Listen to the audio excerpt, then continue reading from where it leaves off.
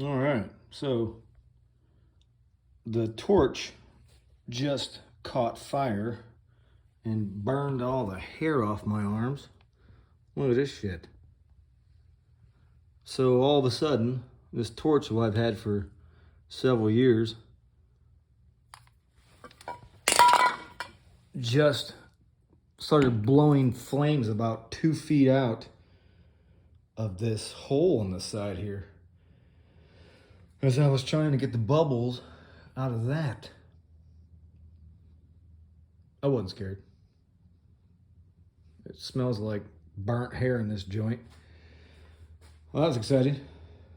So you can see the burn marks in the tank. That was interesting. All right, so anyway, this is part 3.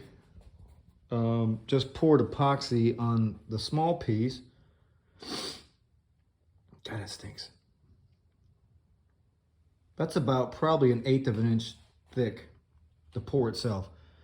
And you can see there's like a weird filmish look on this. And I hope that goes away.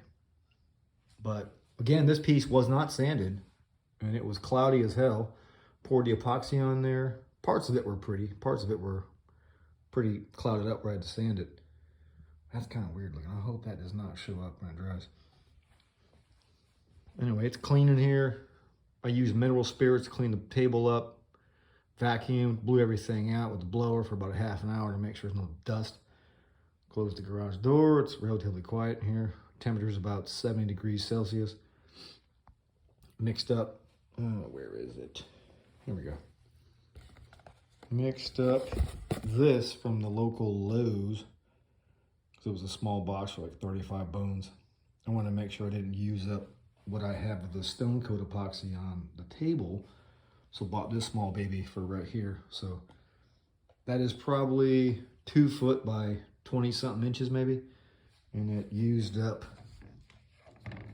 what is that, about 8 ounces of each. Anyway, I'm glad my skin's not burnt. Just the hair's all gone, my fur. But hopefully none of that landed in the epoxy. You can see there's a few bubbles there. I may try to rehook up this catastrophe device and see if I can get one more click out of it to get rid of those.